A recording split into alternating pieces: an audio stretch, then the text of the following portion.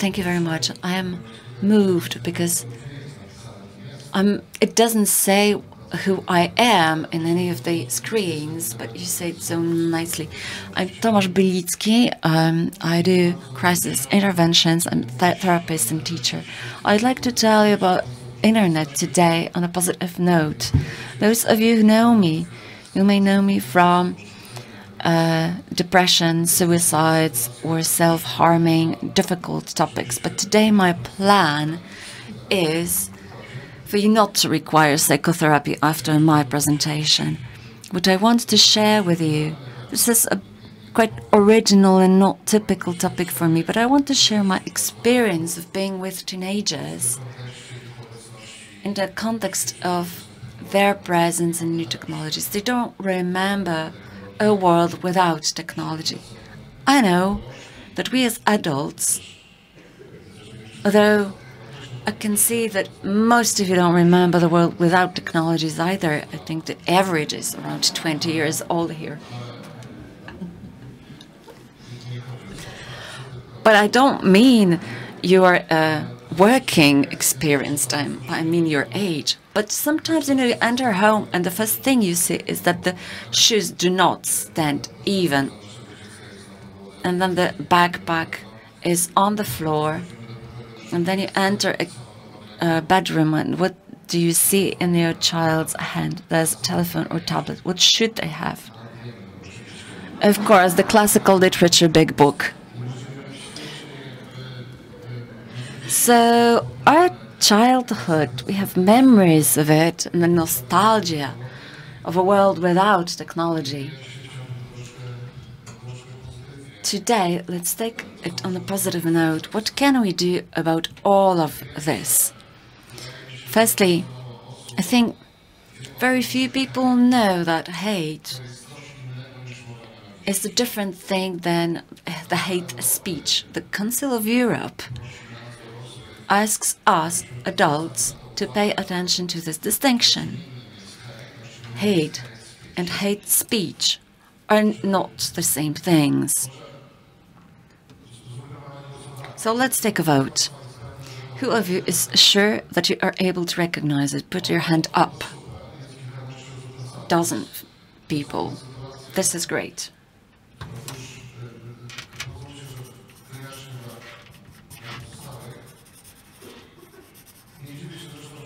Let me explain it. I'm not surprised that you don't know it because it's really rarely spoken. Journalists, politicians, academic lecturers, we people who accompany teenagers, we don't really pay attention to that either.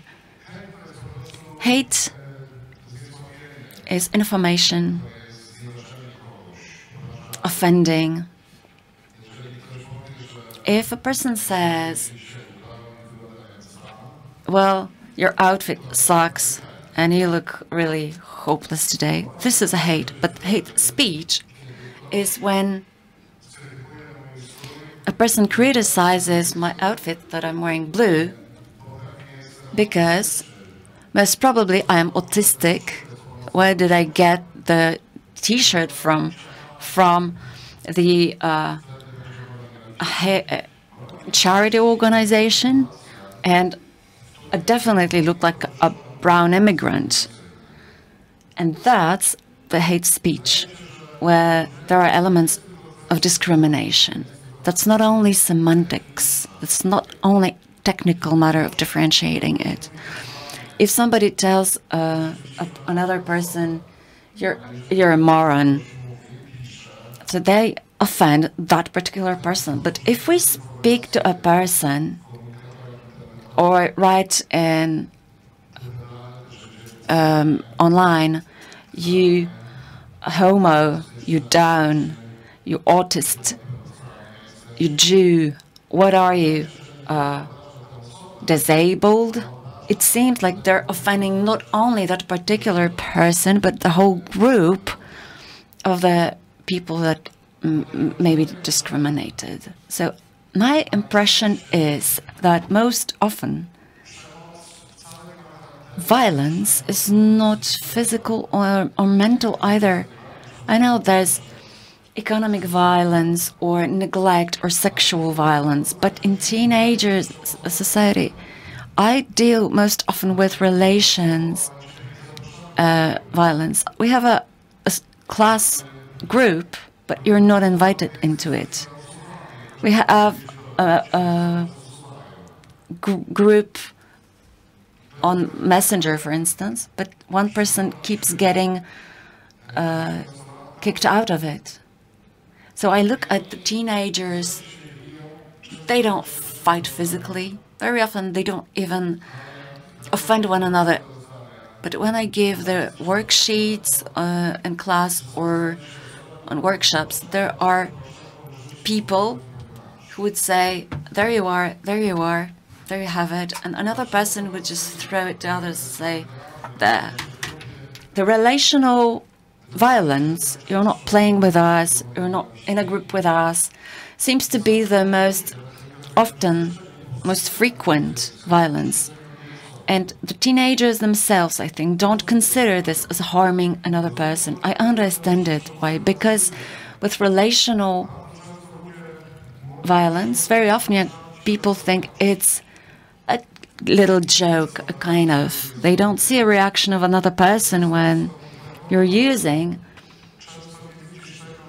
messages, text messages, or portals. You don't see the suffering of another person.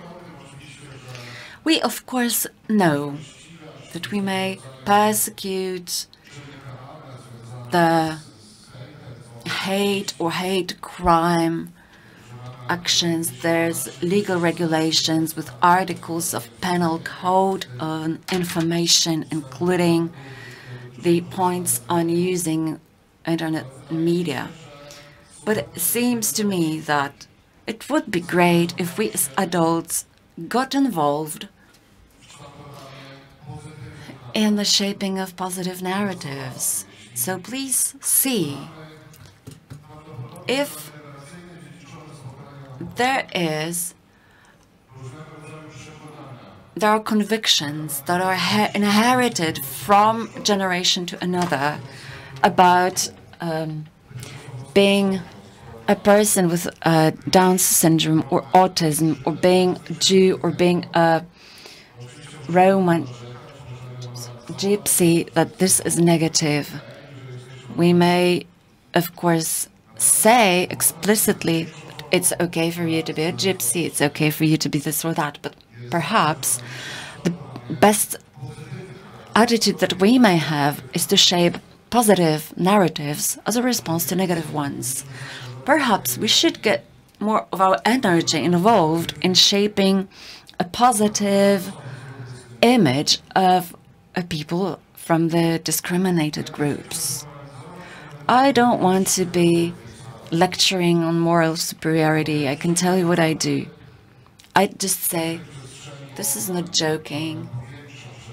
An online space extends the offline space. I don't laugh at these jokes about homosexuals or Jews or gypsies or people on the autism spectrum. And that's a way of shaping an attitude. Secondly, it is important for me to show positive stories of people from the discriminated groups. So very often when I'm in touch with young people, I just tell them those stories, or we work on cases where there are stories and narratives that tell us about people from discriminated groups. We perhaps should consider inviting positive text, positive content creators online. Maybe it would be good that teenage people meet the gypsies, the Jews, the autism spectrum people, or the Down syndrome people, and they could experience that when you use the word you Jew, you homo, that is so unjustified. Experiencing it by teenagers might be the most effective way of changing it. And by the way, they really did not come up with all of those. I remember a situation in a group of teenagers, and in one of the neighborhoods in Łódź, there's a name of a football club, and on the name there's a Star of David drawn, which suggests that that club is Jewish, which would imply worse.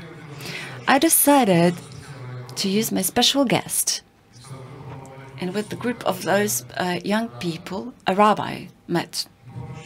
I asked those people to ask courageous questions, not to be afraid. The way it ended up was that one of the teenagers, really encouraged not to be afraid, stood up and he said this: "Mr. Rabbi, do you mind that there are these drawings and slogans all around, and there's a name of the football club with the Star of David, implying that it's a Jewish, worse kind of club?" And it was interesting. Rabbi said he did not mind that at all. He didn't have any problem with it. But do you know what it means, what the Star of David symbolizes? He explained to them that there was Goliath and David. David won. If there's a Star of David on the name of a club, it means that somebody who drew the graffiti what meant victory to you, be great, win over anybody, just like David won the Goliath. And the face of that teenager was just priceless, the impression of his face. So to experience something positive, something good, just like positive narrative or an interaction, is one of the most effective ways of changing people, not complaining, not scaring people, not even bearing penal consequences, although they sometimes are really needed. But this kind of activity. One of examples of something that you may heard of, I encourage you to consider a possibility of doing such a thing where you are. Living library, living book. You may rent a person just like you rent a book. I organized such a project a couple of times. I was inspired by Mark Edelman Center in Łódź and the solutions in Scandinavia. And young people could have a meeting with a person. It says rent a person, that's what it sounds, but what it really is. And have a conversation in a little group. A gypsy, a Jew, a person with a disability, and experience a relation. This human book or human library is an important element, I think, of creating positive narratives.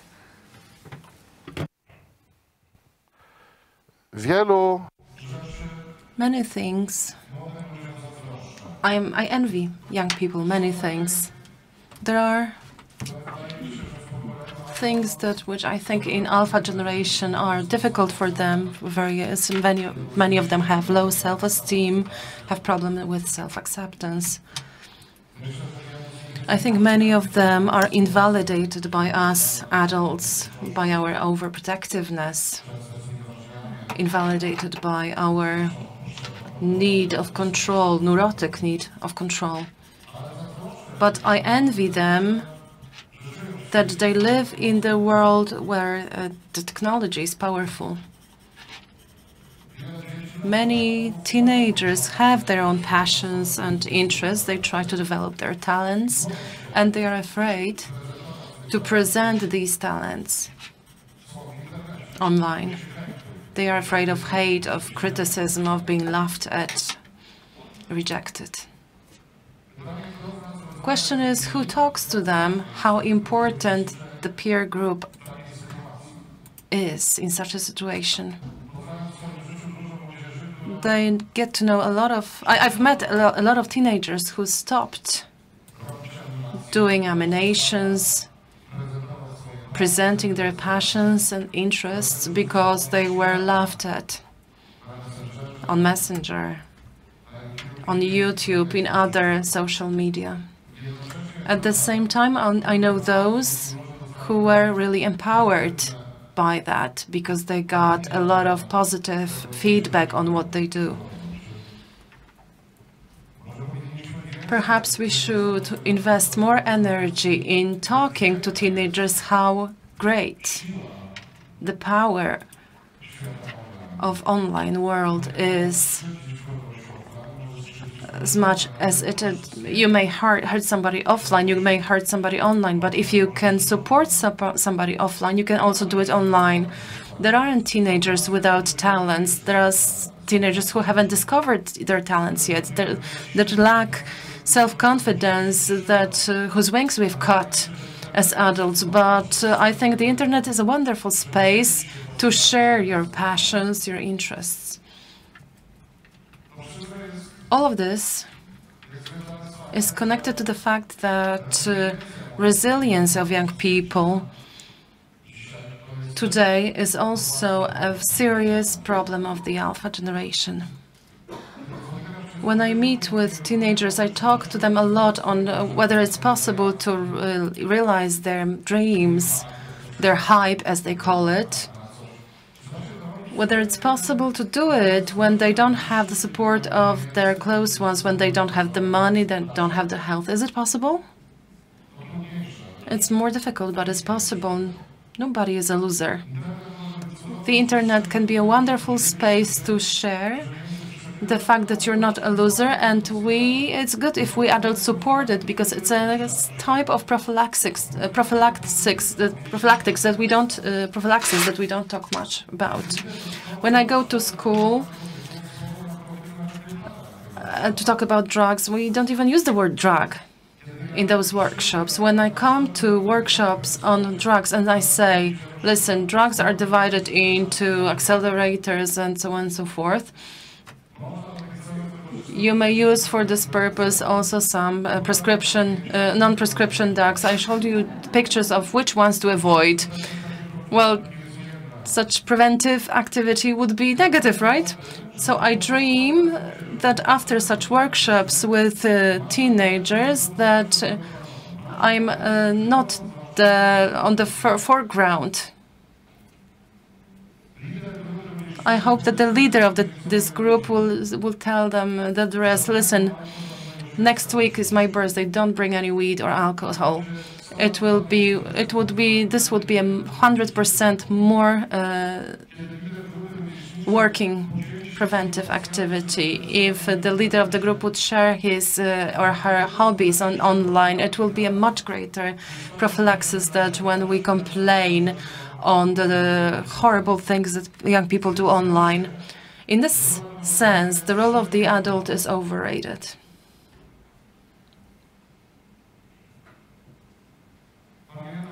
I remember when a group of young people were involved in some undertaking. They published a lot on social media. They posted a lot. They showed that you can, in a very positive way, spend your weekend when you're a young adult or a teenager. The impact on the environment of this group was much greater than our impact, the impact of us adults. One day a week I teach at school. I do it for money, of course.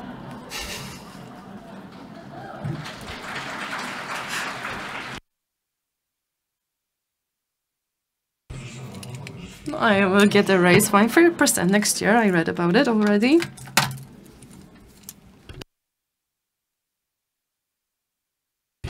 Sometimes there are two of us in the class. Sometimes I conduct a lesson with an AI, and when we discuss and talk about something, AI participates in it. We ask artificial intelligence about different things. So it's the other teacher. It's quite attractive for young people. Sometimes AI is wrong. In your opinion, is it a problem that it's wrong sometimes in the class? No, it's not a problem when the student is wrong or that AI is wrong. I'm even glad if AI is wrong. When the young people a person says, "Oh, it's not making sense," it's even better. And then AI apologizes, which is also interesting when you pointed this out. My experience in using technology with young people, in the contact with young people, is positive overall. I think the alpha generation really wishes or desires relations. These relations may also be online. They are not virtual relations for them. They are normal. On the other hand, when I have workshops and I give them a wheel of fortune, a wooden wheel of fortune, or on tablet, and in the tablet the one it has fireworks and makes some sounds, then over the last 20 years nobody ever chose the wheel of fortune on the tablet. All of them want to spin the actual wheel. And because I think I have only 30 seconds left, I want to thank now at this point Magda, a teenager, who called me at 2 a.m. one night, and she told me that her friend, also my student, sent her a goodbye before taking her life, and it was thanks to the internet that she was saved. And I also want to thank Bruno, that he helps his friends so well, and whenever he can, he answers their texts. And it's not that he's responsible for the psychological aid, but he is really helping. And I also want to thank my students that I taught yesterday. I thank Marcel for spending the long break where they taught me to play in Brawl Stars, and they were amazing while doing it because I wasn't doing very well. And they would say, no, you're doing fine for the first time. Better than my dad. You can play better than my dad. And it was amazing. And I think the internet can also serve for this. Thank you very much for the invitation. Thank you very much for your attention.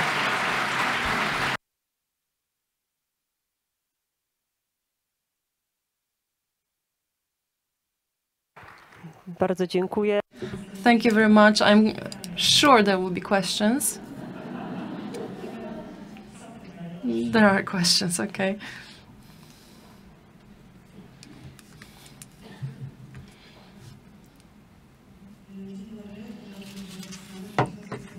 I'm from the Silesian Association of Family Mediators. Good morning. I want to thank you very much for this voice. This is a very important one, the fact that we should teach people sensitivity to the other person, that the other person is not a threat, but is someone who is, for us, in good relations, the first psychological aid, because we are all for each other first psychological aid. And I also train leaders among teenagers, and I put a lot of emphasis that they give care and protection for the weaker ones in the classrooms who aren't. So it's very often they feel bad, not only because of the teenager, but also because of the teachers. I hear very often that the teacher makes somebody feel like a loser, that makes somebody feel bad in the group. So put emphasis on that. And as far as violence is concerned, as it was said, it's not hands, it's not legs, it's not words or actions. It's in the head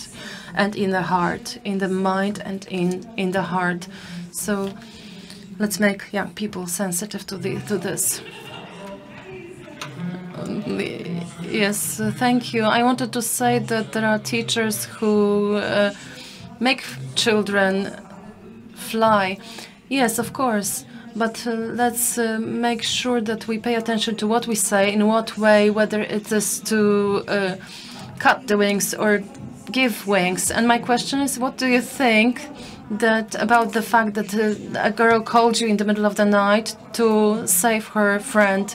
I heard such voices because the young people were.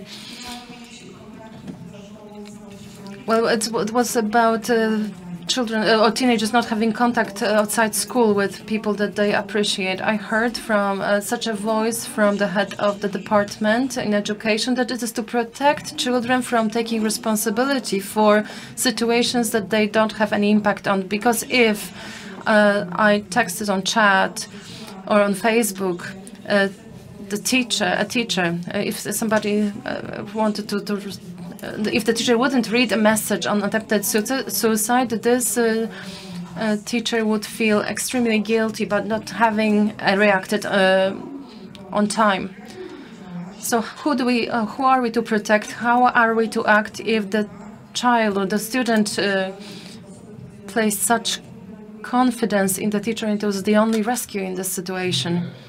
Thank you. I wanted to refer to that. To this question. First of all, in my opinion, teachers are not psychotherapists. They are not number 911. They don't have the obligation to be available 24 hours per day because they need to take care of themselves, and taking care of oneself gives good example to children who are under these teachers' care. If the teacher sacrifices himself, herself, then probably they will burn out. If the teacher has the conviction that he is a superman, superwoman, then I would encourage contact with a psychiatrist. So go, please, and tell them, I think I'm a superman or superwoman, please help me. If this doesn't convince you, then I would like to add that the function of a savior has been, the position of a savior has been taken up for 2,000 years. And I don't have this conviction that the school and teachers should rescue the world, but 80% of us, this is research results, we want to help for many students, even though we are just an episode in their lives, but still we are important figures. We can observe, have relations with our students.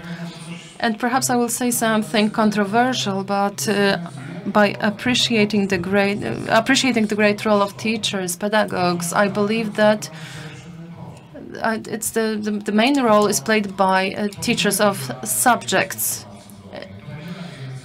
We give the most feedback. We see the most things happening during classes. It's our way of conducting the classes, being present during the breaks at school. This is the only extreme sport actually I do at school. So on this depends a lot. What do I think that sometimes students come to me during the break, or after the classes? It's cool. They know that I'm not 911, and then I will respond when I can. I tell them that this concerns different forms of our communications, of course, with in compliance with the standards of protecting the youth at my school. But when there is a state of higher necessity, you need to save life and health, then I would recommend that you are unstoppable. And perhaps this places a lot of burden of teachers. I remember a situation when I was working at an attempted suicide at school, and the student sent to his head teacher, before he attempted his suicide, a text, "Ma'am, I won't be at school tomorrow." And she responded, "Okay." And then she really blamed herself for giving consent to an attempted suicide. But it's not true, right?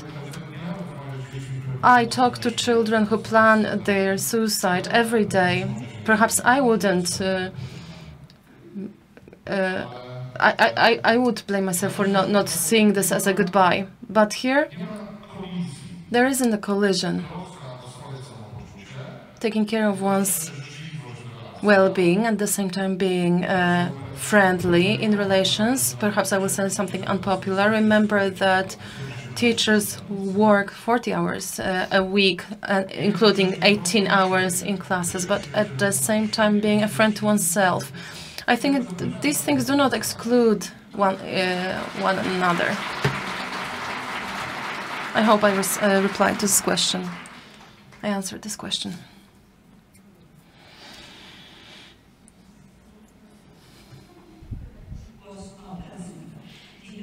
Good morning. I really value what you say. I just wanted to ask in the context of protection of youth, and I'm glad you mentioned it at the end. My question is how to find. I also work with students outside the direct contact. I'm as a school psychologist. They most often text me that something difficult is going on through communicators. We cannot theoretically do it in accordance with the standards. On the other hand, I see that this is the tool that serves them and where they don't feel threatened. On the other hand, I notice that many teachers cannot find themselves in this space in the context of the standards. So I would like to hear your comment on this in the context of contact, forms of contact with students, through communicators, in the context of the standards. Thank you very much. I'm not sure if I can answer this question because the situation is quite new for me as well.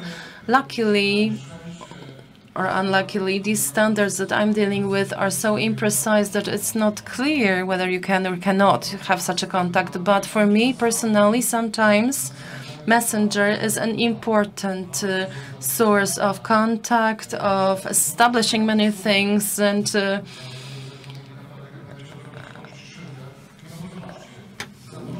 remember this messenger.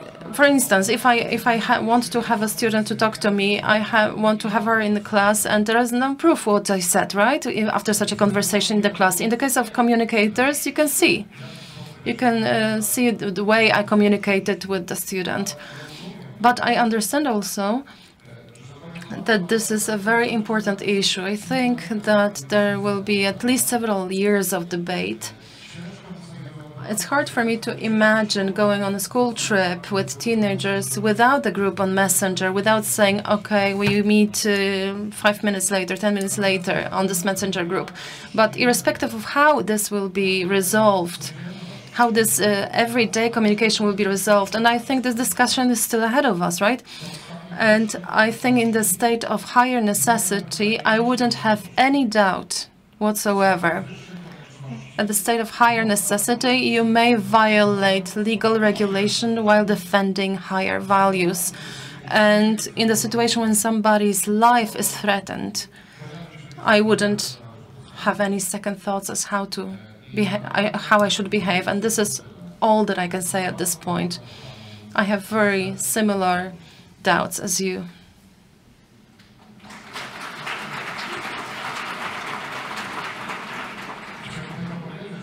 Let me just say that now the most important point of our conference should be, so I don't know if you want to keep being here with me.